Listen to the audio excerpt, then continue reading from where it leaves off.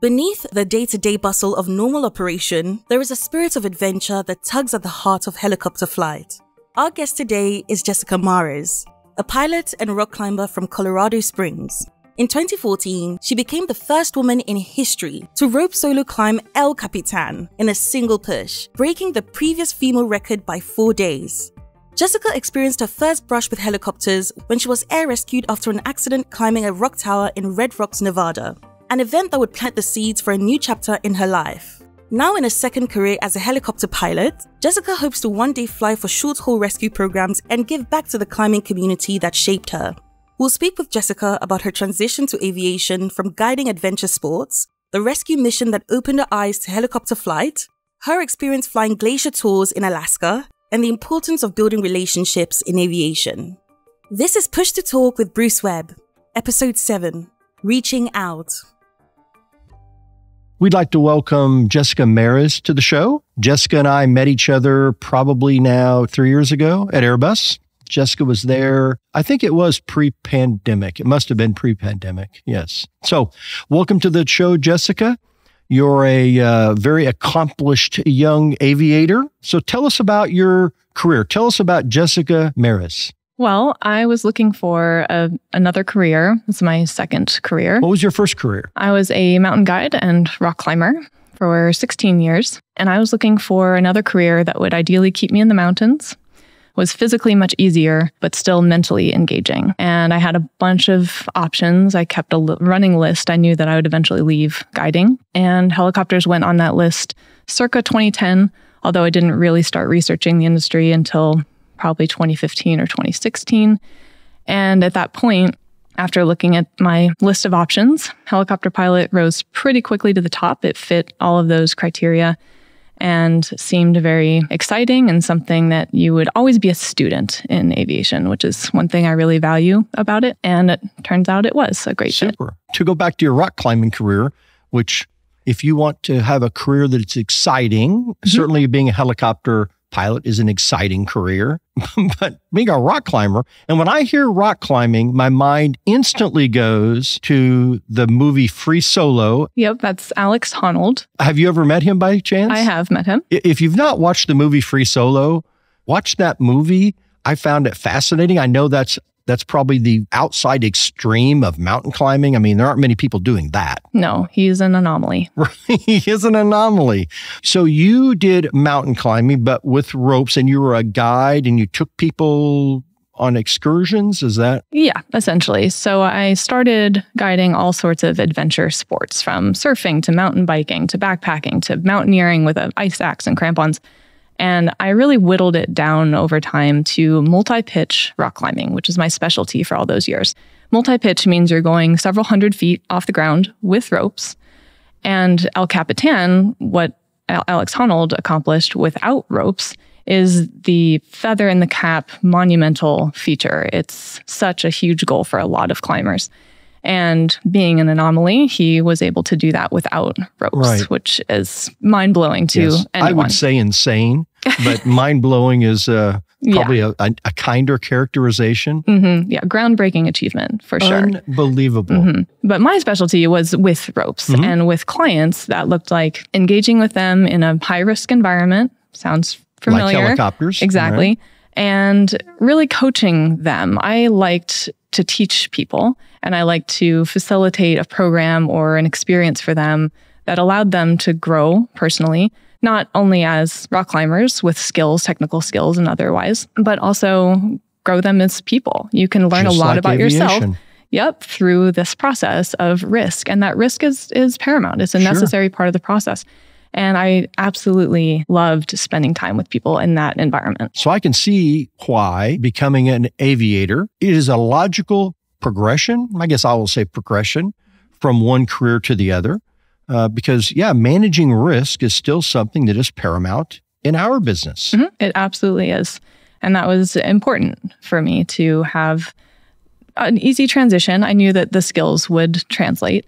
And also my end goal is to fly for short haul rescue programs, to be able to give back to that climbing community in places like Yosemite or Grand Teton National Park, or places that even helicopters can't land, where they need that kind of human external cargo operation to be able to help people. So that was a huge part of And you're my moving process. towards that quite rapidly. Doing my best. It's challenging and competitive. Yeah, when we first met, I think you were, maybe at your second job or so with helicopters, but have progressed rapidly. So when you learned to fly helicopters, where did you learn and what did you fly? What was your experience like? I'm from Colorado. I started at a school called Colorado Heliops in the Denver metro area. I did private instrument at that school. I did some of my commercial PIC during my instrument training at a small Part 61 school in Indiana. And then I finished my commercial rating and CFI in Albuquerque, New Mexico, vertical limit aviation. So I went to 3 different schools, and that diversity and experience added a lot to my path. And I feel like that was valuable experience, and to learn from so many different people in so many different environments.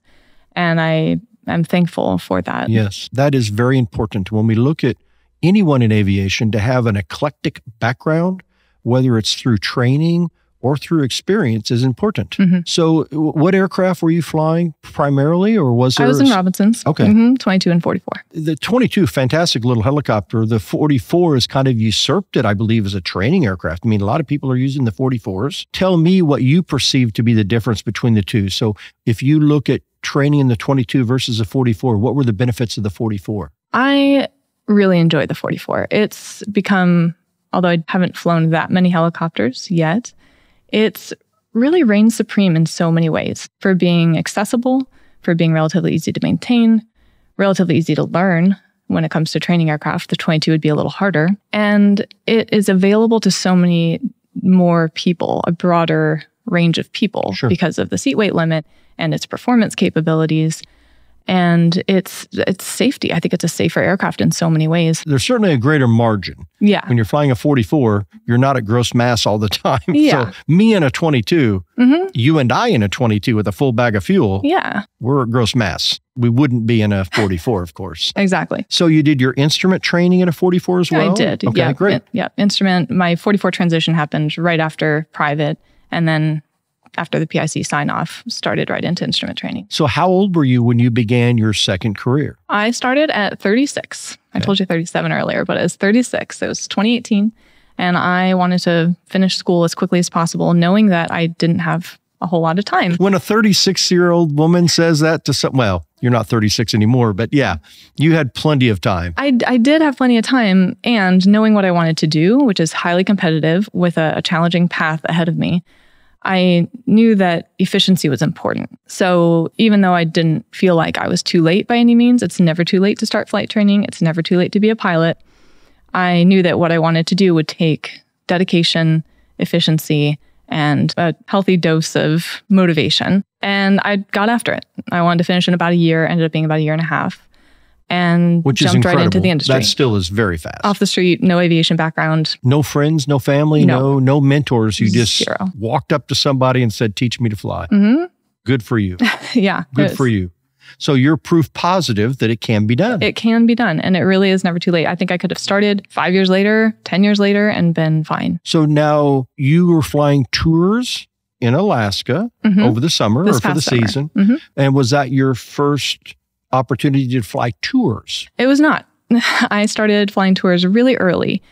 Unusually early, I would say. Most people do flight instruction for a little bit, transition to tours maybe at 500 hours or 1,000 hours. And I started flying tours at 300 hours as a result of starting a business with, at the time, my co-business partner, Matt. And that operation really helped us both move into a new phase in our career. We learned a ton of valuable lessons during that time, not only about the flying, but about running a business and what that can look like during the pandemic. And it was successful. And I've since left that company, but he's running it successfully, usually remotely, managing pilots and everything there is to manage about a business from far away. And that experience was paramount in facilitating the experience and hours that I needed to move quickly. So tours about 300 hours or so. And then I did a mixture of things. I was essentially running my own company as an independent contractor. So I'd provide Part 61 flight instruction, with aircraft rented from private owners all over the country. So I could train someone who called from wherever, and I could facilitate and coordinate their flight training in a variety of different aircraft. And some tours, including a tour position in Colorado in summer of 2021. And that was in the R66. So that was my first real turbine job. I did a full turbine transition. And then... And you did that at Robinson? That was... I didn't, with the operator. With the operator, okay. Yeah, with the operator who trained me on the 66.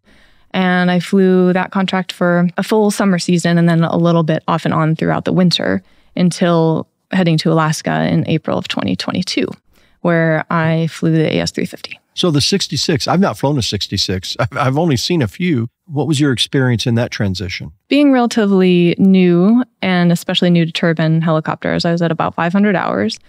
And what an incredible opportunity to be able to fly turbine at that experience level, which is uncommon. You'll hear that word a lot with my path. And I felt like it was just the right amount of challenge. The Robinson was familiar, and I was grateful for that. I wasn't learning an entirely different control input configuration, an entirely different panel. What was different was the engine and the power capabilities. And the man that trained me had an incredible knowledge of this engine. And he's moving towards AMP, or has about that knowledge. So I was able to work under and with him through a lot of the maintenance side of this aircraft as well. It was in a pretty remote area. And so a lot of parts of that maintenance side I was also exposed to, and that was lovely. So learning that engine was critical. And I was fortunate to have that knowledge base and that mentorship. And also flying in the mountains was something that was different. I didn't have a ton of experience at that point outside of the flight training environment as a student. So now I was in command of this much more complicated, much more expensive aircraft with passengers in a highly complex environment with the additional risks that come with mountain flying. So he was a fabulous instructor and allowed me to explore the limitations of that aircraft within a bubble of risk management and safety and all the things that you would want to be in place, and allowed me to learn the engine, learn its limitations. And the landing site was so complicated, surrounded by wires at high altitude. I was doing a confined area with wires and a slope landing every time I landed that aircraft. That'll make you sharp. Yeah, that challenged me. And he saw in me that potential and knew that I was capable, more than I knew that I was capable, and gave me just the right information at just the right time to make sure that I was set up well to handle the aircraft safely. Sounds like a fantastic mentor and leader. Absolutely. Because that is what leadership and mentorship is identifying talent, helping people in the ways that they need help. It's fantastic you had that experience. It really was. And it was a result of networking with this company and with this operator for 8 years. I volunteered my time to learn how to run a tour company. I did ground crew for him. Sure. Then I was hired on as ground crew for him while I was in school. We'd had this partnership forever. It completely exemplifies how important networking is and how important clear communication, integrity, being with people contribute to your success in this industry. Absolutely. It's all about people. All you have is your reputation. Yep. So you must guard it, protect it, hopefully expand it, improve it at all times. But yeah, that's all we really have. And so that's why it's so important to have impeccable integrity and good communication skills. You said something that piqued my interest, though. You said your story oftentimes will hear the word unusual. I understand why you say that, and you're perhaps 100% accurate. The reason it's unusual is because too many people are afraid to test it. It goes untested. You have succeeded because you had a goal. You did everything you could to learn all that you could from every opportunity afforded you. And when you say you worked as a ground operations person, you helped maintain aircraft, you did all that. All of that is what makes you not only a more interesting person, but a more valuable pilot, leader one day. When you said that the gentleman helped you and, was able to know what you needed when you needed it and feed it to you, you have those skills too, and you'll be able to help others if you're not already helping others. I know that you're doing work with HAI, Helicopter Association International. You do work with VAST, the Vertical Aviation Safety Team, the Rotorcraft Collective. USHST. U.S. Helicopter Safety Team there. Absolutely gets wrapped in there as well, in my mind, with the VAST, but that is different. And so certainly you're willing to give back as well. I think if we don't give back, then people who are questioning whether or not aviation is right for them, whether or not they can, what are their setbacks, if we don't share our own story and give back in that way, then it prohibits people from having anything aviation, in particular helicopters, be accessible to them. So part of my motivation is to share the story, get it out there, to inspire others to check it out or start questioning their own limitations. And then secondly, to help us stop crashing helicopters. Yeah, we unfortunately, our accident record is not what we desire. And nothing changes overnight. It takes a while to turn the ship, so to speak. But I do think we're making a difference. And I think people like you are a good advocate for safety. I'm 58 years old. So I think sometimes I'm seen as the old guy and, I don't want to say ignored, but people are more likely to listen to people they consider to be their peers. And I think that's what's fantastic about you. You're a young person who's now in this business, but who's also advocating for safety and doing it in a very proactive way. That's one of the reasons I wanted you on the show. Your story will resonate with many people. Yeah, we need that. We need to make safety something that is not words spoken, but not followed. Young people like you are going to help spread that word. Thank you for doing that. As you sit here today and you think of all the skills that you have, whether it's communication, whether it's a formal education, whether it is your, experience doing mountain climbing, what sets you apart? What makes you exceptional? Not what makes your story unusual, but what makes you exceptional? Two things come to mind. One is my background with mountain guiding, that I could even extend it a little further. Before I was a mountain guide, I was a lifeguard, and I've been medically trained for years. I have that kind of wiring to handle emergencies, to stay calm. I'm very logical, very analytical, very practical. That capability, and especially the risk management component and the people component, have helped me so much in aviation. And those skills have magically translated in ways that I couldn't, some I predicted. And then there are others that I couldn't have predicted at all. That intuition that you build being in dynamic, changing situations with people who are scared or with dealing with emergencies and making high pressure decisions, all those things added up. And I didn't even get it. I didn't understand how important they were until I was placed in a completely different environment, like a helicopter cockpit, with this background of skills and able to make decisions and to have the kind of calm confidence that came from that background, but I didn't really understand how it would translate until I was in it. And in particular, the people piece, learning how to be with people, how to communicate, right, how to relate, how to be compassionate and empathetic, how to keep a calm voice and communicate in a way that can modify the energy or the feeling around a particular space. Unbelievably different. Right. It's situational awareness. The ability to remain calm in a high pressure situation is certainly an attribute that all pilots desire to have. Some have, I suppose, some have more than others. It's great if it's an innate ability. Some people have that. They're born with some of that. But for most of us, right, we learn that. I'm certain you had some innate characteristics before you ever became a lifeguard, before you ever were a mountain climber. But those experiences exacerbated that innate ability. In the medical field, they would say it potentiates, right? One thing that happens that increases the effect of another is potentiation. So it's fantastic that you landed in aviation, specifically helicopters, because the skills that you described are exactly what you're going to need to do successfully what you currently do. And specifically, if you're going to start doing rescue work, do you have specific operators or operations within this country? Or would you desire to go outside the country to other parts of the world to do this? I would consider both. My target is human external cargo operations, whether that's a winch or a short haul operation. That's the kind of rescue work that I want to do. And in Europe, it's prevalent. They have a completely different system over there. It's widely recognized, widely successful. That's attractive to me. And there are operations here that are widely recognized, highly successful, just a slightly different way of going about things. So open to either. I'd say the Grand Teton National Park program has been one of my targets. When I was a mountain guide, I lived at that heli base for 7 years and watched that helicopter come and go every day doing rescues. I know the rangers. I'm well connected to that community.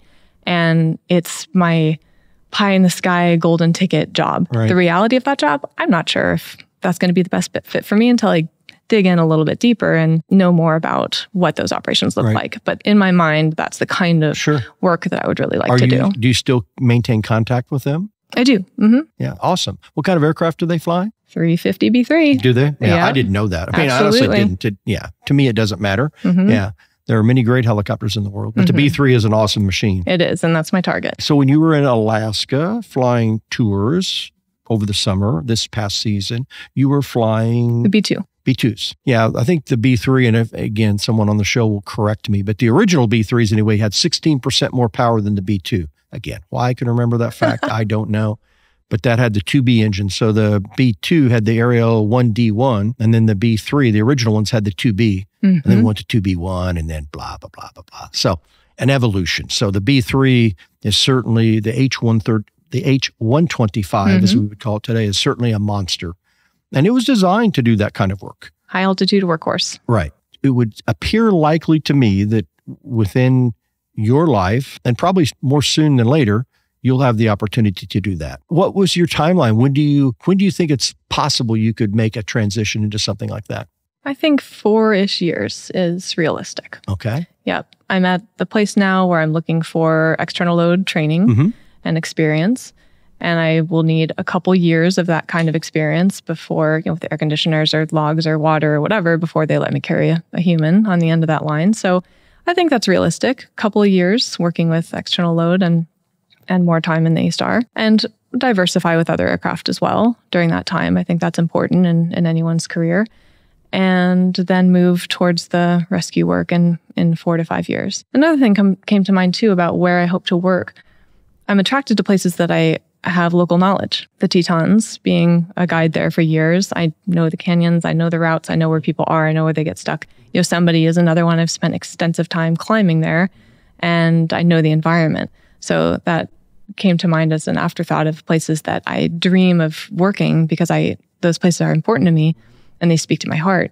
And to be able to give back, getting back to that concept, those are both places that really speak to me. Red Rocks, Nevada is another one. Yeah, I've spent months and months and months of my life rock climbing there. And I was actually rescued there.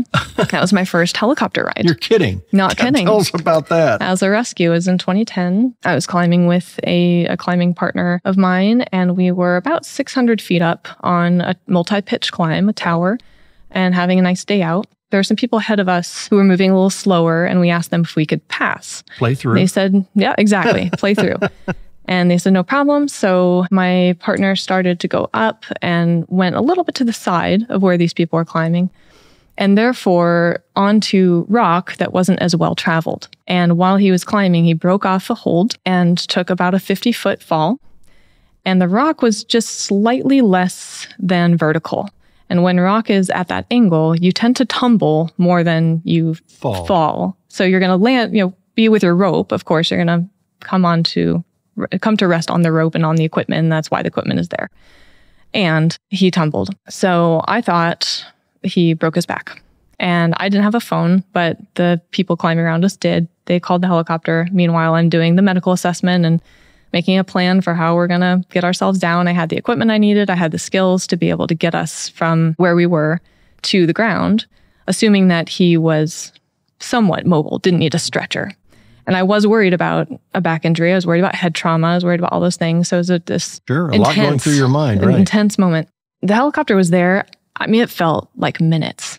I think it was about a half an hour. Still pretty good for being in a relatively remote environment. They were there quick, managed to drop off a rescuer in a place that we could see across the canyon to this rescuer. It was at the same altitude, same elevation as we were, but the helicopter needed to leave so that we could communicate with this person. And I was able to get the word across that we didn't need some huge high angle rescue. Like I could get us to the ground, meet us at the ground. Helicopter comes back, picks him up on a, mind you, like a pinnacle on the side of a wall somewhere. It's a 500, modified 500. Leaves again. I get us to the ground. It probably took 45 minutes or something. And he's awake, alert? He's awake and alert. Yep. And I didn't trust him to do anything by himself. I mean, he could move his hands and he could unclip and clip equipment and that kind of thing, but I didn't really trust him 100%. It was one of those trust but verify situations. We're familiar with that in aviation. Same thing. Like, okay, yeah, you can clip this here, and then I would verify that it's done properly. Got us to the ground. Helicopter comes back. Rescuers are there waiting for us on the ground. Put him in a litter. Helicopter comes back, and I'm not kidding. This pilot one skidded on this slopey rock surface in the middle of a tight canyon. There's no place to actually land. He one skidded it as one rescuer loaded up my climbing partner, and the doors were off in the back. So if you can picture the back of a 500, the whole back was stripped. It was a metal box with a bar. And it's not very big. Doors are big. off. It's not very big.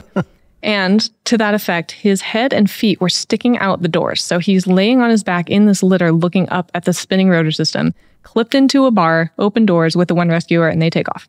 And I look at our pile of gear, our backpacks and everything we had. I'm like, wow, it's going to be a long hike out. And sure enough, helicopter comes right back, picks up the other rescuer, me and all of our stuff, and we fly towards the waiting ambulance. And even though the gravity of that situation was huge and I was scared for my partner, I didn't know what the outcome of that medical situation is going to look like. It was a very intense time.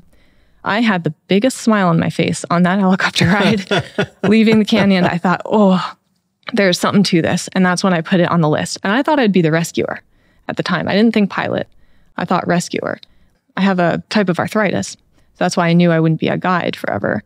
And later on, I put together, well, the rescuer part doesn't really solve the physical issue. So I need to do something that I could sit on my butt more often. Well, that's a pilot. Why don't I look at being a pilot?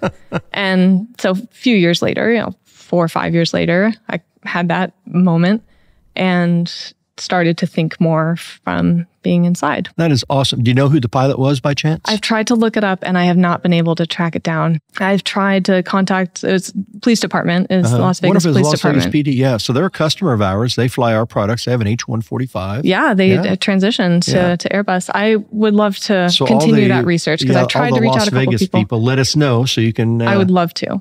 I can give you the date. I know all the information, and I would love to be in touch. What was the date? Just tell us, because someone listening is going to know. Do you remember the date? I am almost positive it's October 23rd, 2010. October 23rd, 2010. So anybody with a Las Vegas PD flying a 500, rescuing a couple of climbers out of Red Rock Canyon area.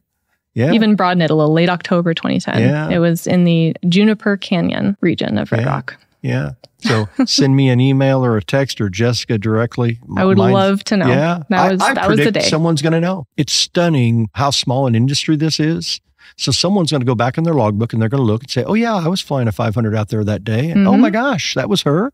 I would absolutely adore to be in touch with that. Yeah. And that's a great story. I mean, do you still have contact with your friend at the time, your partner? Yeah. It turns out he didn't break his back. Everything was okay. Had a sprained wrist and cut on his finger. He got away so lucky with that accident. But yeah, we are still in touch, and he was fine. Everything worked out well. Well, it was fortunate. So again, we go back to risk management. Mm-hmm. You were prepared. You had the proper equipment. Something unexpected happened, which can happen in aviation. Yep. Because you had prepared, then that made the severity of the event less, and then you were able to ultimately save the person. So no matter what you do in aviation, whether you're a technician, a pilot, an avionics tech, whatever it is that we do, we try to stack the deck in our favor because you never know when the deck's going to fall to the floor. Mm-hmm. Yeah, we want everything in our favor. When you were speaking, you made me think.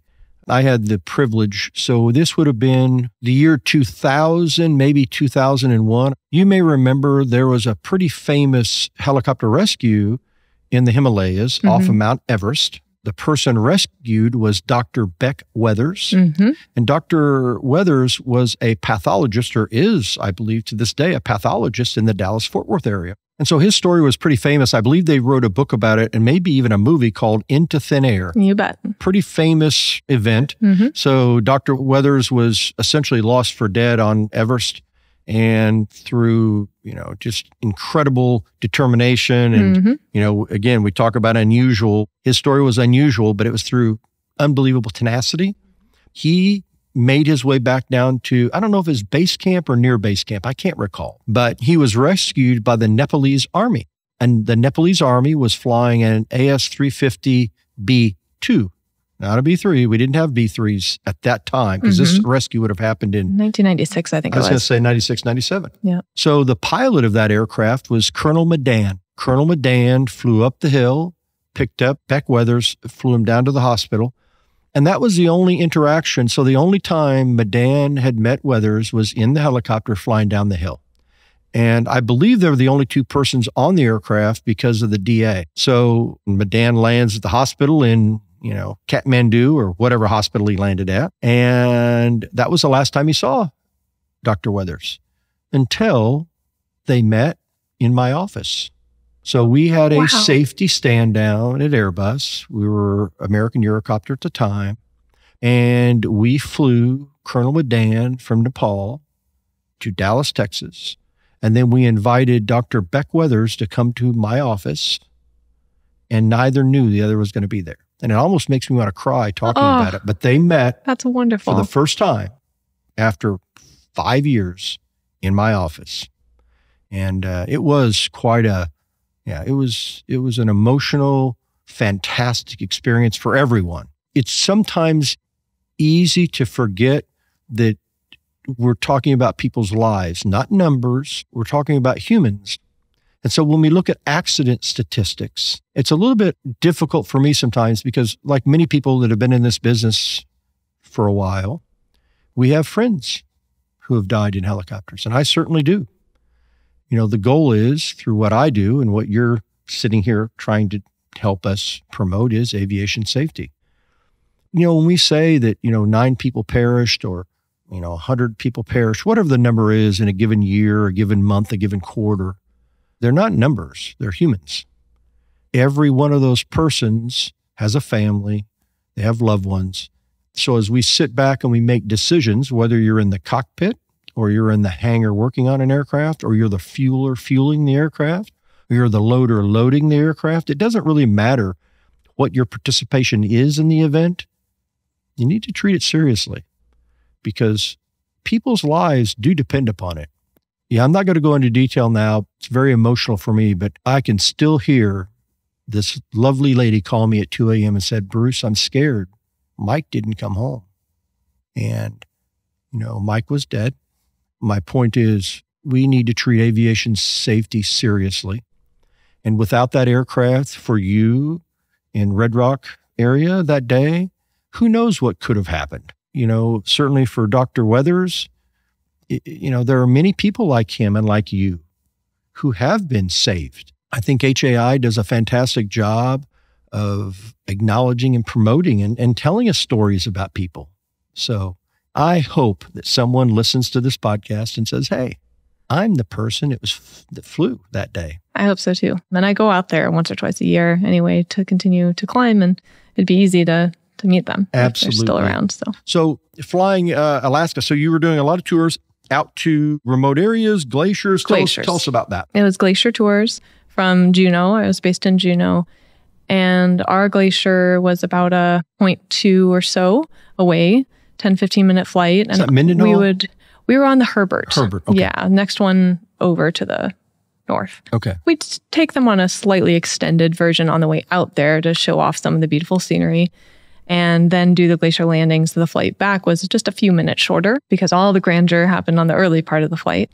And then we would land on the glacier and shut down, walk around with the customers and expose them to the wonderful world of Southeast Alaska glaciers, which is unbelievable. Some people have never seen snow before, and it's hard for them to fathom the geological and time scale of a glacier. Being able to expose people to that was really magical.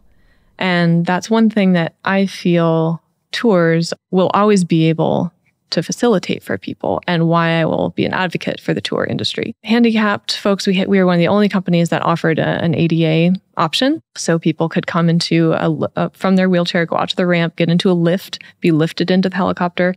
And we for that reason, That's wonderful. Yeah, so many people that were handicapped would never be able to fly to an Alaska glacier. They often didn't get out of the helicopter on the other side, right? But to be able to see the grandeur of a place like that. And I feel like the tour industry has that capability and really exercises that capability well. And I felt very privileged to be able to fly that amazing helicopter in such an incredible place. Yeah. How many people hike to that glacier? None. None. None. I mean, maybe not none. There's probably a Jessica out there right now hiking to that glacier, but not often. Not often. So yes, that's certainly a case. And this happens all across the world where helicopters, the helicopter flight, and forgive me for all the helicopter tour pilots, the helicopter flight is secondary for many people. The primary purpose of the flight, the reason they're flying in a helicopter is simply to get to the thing they want to see. Right. Whether it's a waterfall in Hawaii or a glacier in Alaska, it's a mode of transportation. Now, we as aviators love that mode of transportation. But for so many people, it simply enables them to experience something they could never, ever experience otherwise. Yeah. And the only way to get to a place, you can't land on a glacier in Alaska in a plane unless it's covered in snow, which is, it's okay, but it's a different experience. Or remote places in Hawaii or any number of regions of the world, the only way to access those places. And it's family friendly. I had grandparents, 2-3 generations sometimes of people in my helicopter, same family. What other activity can you imagine that can span 3 generations, 3 generations, and bring people together in that way? And a once in a lifetime opportunity. They're paying however many hundreds of dollars a seat for that experience. That's not an everyday thing for people. What an incredible, incredible opportunity. In witnessing people get off the aircraft, I've never seen anyone other than all smiles. It's truly a once in a lifetime experience. It's a lot of money. People get stopped by so many things and they're scared of helicopters or whatever.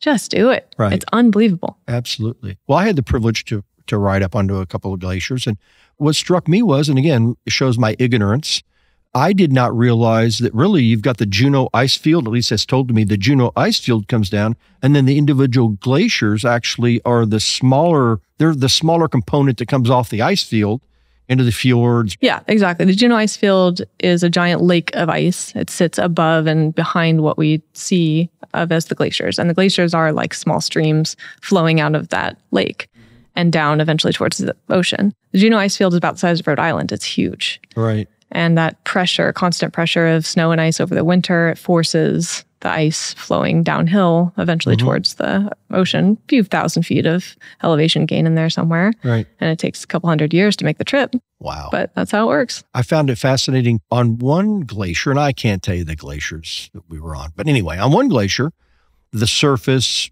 had a different appearance than the next glacier. In other words, I just thought a glacier was going to be like standing on an ice cube, but far, far, far from it. And each one, or at least the 2 that I was on, were different. Each one was different. They all have different features, and they're changing constantly because they're moving downhill about a foot a day. And throughout the season, even our landing spots would change. There were places that I learned to like and that I knew were flat and had the right kind of features for my group. And over the season, they wouldn't be flat anymore, and I couldn't land there. So we had to constantly be adapting. And I would change my landing spot for group appropriateness as well. But there were places that I landed at the beginning of the season that weren't flat anymore because it was always moving and changing. That doesn't happen often in a helicopter pilot's career. Right. That is awesome. So as you sit here today, what lessons have you learned that you believe may not be obvious to a young person who's interested in entering aviation or an older person? Whether you're 18, I started when I was very young. That was a luxury in a way because, when I was 17, 18 years old, I didn't have any expenses. I mean, really, I had an insurance payment on my car and, if I wanted to go on a date. But, for me to learn to fly a helicopter was, while expensive, and it did take all of my income, it didn't put me into a financial bind. But as a person who might be in their 30s or 40s or 50s that want to learn to fly a helicopter, that's a little bit different. What message would you give people that are looking at becoming a pilot or entering aviation? Whether you're a pilot, a technician, it doesn't matter.